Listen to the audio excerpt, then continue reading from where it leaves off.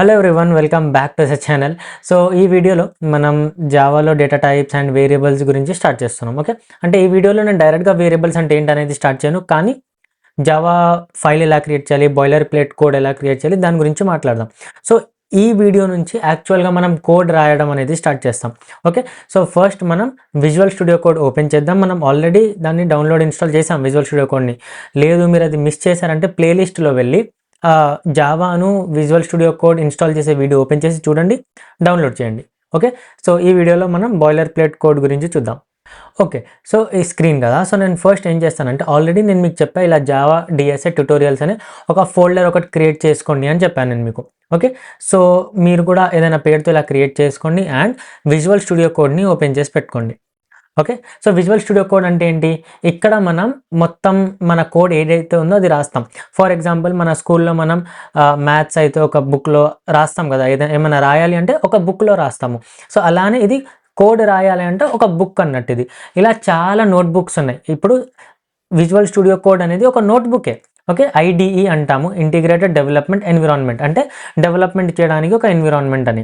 ఇలాంటి చాలా వేరే వేరే సాఫ్ట్వేర్స్ కూడా ఉన్నాయి, కానీ విజువల్ స్టూడియో కోడ్ అనేది కొంచెం ఎక్కువ ఫేమస్, పాపులర్, చాలామంది దీన్ని యూస్ చేస్తారు. సో మనం కూడా దీన్నే యూస్ చేస్తున్నాం. సో నేను ఇలా ఓపెన్ చేశాను. ఇక్కడ ఇప్పుడు నాకు చాలా వేరే వేరే కోడ్ ఉంది కాబట్టి ఇక్కడ రీసెంట్లో కనిపిస్తుంది, కానీ మీకు ఇదేం కనిపించదు. ఇది ఒక వెల్కమ్ స్క్రీన్. నేనేం చేస్తానంటే ఇక్కడ ఫైల్లో, మీకు కూడా ఒకవేళ విండోస్ అయినా కానీ సేమ్ ఇలానే ఉంటుంది. ఫైల్లో వెళ్ళి ఓపెన్ ఫోల్డర్ మీద క్లిక్ చేయండి. ఓపెన్ ఫోల్డర్లో క్లిక్ చేశాక ఓకే, జావా డిఎస్ఏ ట్యుటోరియల్స్ ఈ ఫోల్డర్ని నేను ఇక్కడ ఓపెన్ చేసుకున్నాను. ఓకే, సో ఇక్కడ దీని మీద క్లిక్ చేశారనుకోండి, మీకు ఇక్కడ కనిపించి వస్తుంది మీరు ఎక్కడ ఉన్నారని. సో ఈ ఓపెన్ ఎడిటర్స్ని నేను ఇక్కడ క్లోజ్ చేసి ఇక్కడ చూస్తే జావా డిఎస్ఏ ట్యుటోరియల్స్లో ఈ ఫోల్డర్లో ఉన్నాం మనం ఇప్పుడు ప్రెజెంట్. ఓకేనా, సో ఇప్పుడు నేను ఇక్కడ ఏం చేస్తానంటే ఫోల్డర్ వైజ్గా మనం నేర్చుకుందాం. సో ఇక్కడ నేను ఒక ఫోల్డర్ చేస్తా, ఏమని, ఇక్కడ ఈ బటన్ అనేది ఫోల్డర్ క్రియేట్ చేయడానికి. సో నేను ఇక్కడ వేరియబుల్స్ అండ్ డేటా టైప్స్ అని ఒక ఫోల్డర్ క్రియేట్ చేసుకున్నాను నేను. ఓకేనా, ఇప్పుడు ఇందులో నేను వేరే వేరే ఫైల్స్ క్రియేట్ చేస్తా. ఇప్పుడు ఈ వేరియబుల్ డేటా టైప్స్ అయిపోయాక ఒకవేళ మనం ఆపరేటర్స్ గురించి నేర్చుకున్నాం అనుకోండి, అప్పుడు ఆపరేటర్స్ అని ఒక ఫోల్డర్ చేస్తాం. కండిషనల్ స్టేట్మెంట్స్ అనుకోండి, కండిషనల్ స్టేట్మెంట్స్ అని ఒక ఫోల్డర్ చేస్తాం. సో మీరు ఇక్కడ చూస్తే ఇక్కడ వేరియబుల్స్ అండ్ డేటా టైప్స్ అని ఒక ఫోల్డర్ క్రియేట్ అయిపోయింది, ఎందుకంటే మనం ఇక్కడ నుంచి క్రియేట్ చేసాం కాబట్టి. ఓకేనా, సో ఇలా చేస్తే ఏంటంటే మొత్తం ఒక ప్లేస్లో ఉంటుంది ఫోల్డర్ వైజ్గా. సో నేను ఇక్కడ ఒక ఫోల్డర్ అనేది క్రియేట్ చేశాను. ఇప్పుడు మనం ఫస్ట్ ఒక జావా కోడ్ రాయాలి అంటే మనకు ఒక ఫైల్ కావాలి, అంటే ఒక కొత్త ఫైల్లో మనం జావా కోడ్ రాస్తాము. సో నేను ఈ ఫోల్డర్ని ఇలా ఓపెన్ చేశాను. ఇక్కడ చూసారు కదా, యారో మార్క్ కిందకు ఉంది, అంటే ఓపెన్ అయిందని. ఇక్కడ క్లిక్ చేసి నేను ఇక్కడ న్యూ ఫైల్ అనే బటన్ ఉంది కదా, దీని మీద క్లిక్ చేసి నేను ఏమంటా అంటే first.java అని పెట్టా. ఇప్పుడు .java అంటే ఏంటి? సో first.java అని ఒక ఫైల్ క్రియేట్ చేసాం. ఇప్పుడు మీరు చూసుంటారు, లైక్ ఏమైనా టెక్స్ట్ ఫైల్స్ ఉన్నాయనుకోండి, .txt అని ఉంటుంది.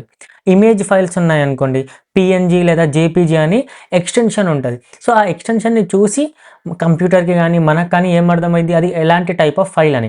సో మనం ఇక్కడ .java అని పెట్టాం, అంటే ఈ ఫైల్లో జావా కోడ్ ఉంటుంది అని. ఓకేనా, సో ఇప్పుడు మనం ఒక ఫైల్ క్రియేట్ చేస్తాం. ఇప్పుడు మనం ఒక క్లాస్ క్రియేట్ చేయాలి. సో ఇప్పుడు ఈ ఫస్ట్ కొన్ని లెక్చర్స్లో మీకు చాలా కొత్త కొత్త వర్డ్స్ అనేవి వినిపిస్తాయి, like class, main, methods, functions అని ఇలాంటివి. సో ప్రజెంట్ అదేం ఆలోచించొద్దు. క్లాస్ అంటే ఏంటి, ఓకే, మెయిన్ అంటే ఏంటి, అవన్నీ ఇప్పుడే వద్దు, చిన్నగా నేర్చుకుందాం. కానీ మనకు మనం జావాలో స్టార్ట్ అవ్వాలంటే కొన్ని థింగ్స్ చెయ్యాలి. ఓకే, సో అవి చెయ్యాలి కాబట్టి ఇంకా మన దగ్గర ఇంకేం వేయలేదు కాబట్టి మనం చేస్తున్నాం, కానీ డీటెయిల్గా ఫ్యూచర్లో కొంచెం వెళ్ళే కొద్దీ మనకు అర్థమైంది. ఓకే, సో ఫస్ట్ నేను ఏం చేస్తానంటే ఒక పబ్లిక్ క్లాస్ అనేది క్రియేట్ చేస్తాను.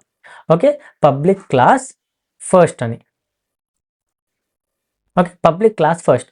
ఇప్పుడు ఈ ఫస్ట్ అనేది ఇప్పుడు ఒక క్లాస్ చేస్తున్నాం. ఇప్పుడు క్లాస్ అంటే ఏంటి? మన కాలేజెస్లో, స్కూల్స్లో ఎలా అయితే క్లాసెస్ ఉంటాయో అండ్ అందరు అదే క్లాస్లో కూర్చుంటారు, ఏం చేయాలన్నా, ఏం నేర్చుకోవాలన్నా, లంచ్ అన్నీ ఆ క్లాస్లోనే చేస్తారు. సో ఇది కూడా అంతే, మనం ఒక క్లాస్ క్రియేట్ చేస్తున్నాం. ఈ ఫైల్లో ఏం రాయాలి అన్నా మీరు ఈ క్లాస్ లోపలే రాయాలి. ఓకే, సో నేను ఒక పబ్లిక్ క్లాస్ క్రియేట్ చేసా, ఆ పేరు ఫస్ట్ పెట్టా, అంటే క్లాస్ పేరు ఫస్ట్. ఇప్పుడు జావాలో క్లాస్ పేరు అండ్ ఈ ఫైల్ పేరు సేమ్ ఉండాలి. ఓకేనా, అందుకే నేను first.java అని పెట్టా కాబట్టి ఇక్కడ క్లాస్ ఫస్ట్ని క్రియేట్ చేశా. ఒకవేళ మీరు mubashir.java పెడితే పబ్లిక్ క్లాస్ mubashir అని రాయాలి. ఒకవేళ మీరు ganesh.java అని పెడితే పబ్లిక్ క్లాస్ గణేష్ అని పెట్టాలి. ఓకేనా, అలా. అండ్ ఈ కర్లీ బ్రాకెట్స్ లోపలే మనం కోడ్ రాస్తాము. సో దీన్ని ఓపెన్ చేశాను. ఇప్పుడు క్లాస్ లోపల మనకి కొంచెం డిఫాల్ట్ ఉండాల్సిన కోడ్ ఒకటి ఉంటుంది, అంటే దాన్ని మెయిన్ ఫంక్షన్ అంటాము. సో ఇప్పుడు ఫంక్షన్ అంటే ఏంటి? ఫంక్షన్ అంటే ఒక బటన్ అనుకోండి. ఫర్ ఎగ్జాంపుల్ ఇప్పుడు మన ఇంట్లో స్విచెస్ ఉంటాయి. మీరు ఒక స్విచ్ వేయగానే ఫ్యాన్ ఆన్ అవుతుంది, ఓకే, లైట్ ఆన్ అవుతుంది. కానీ దాని వెనకాల ఏం జరుగుతుందో మీకు తెలియదు.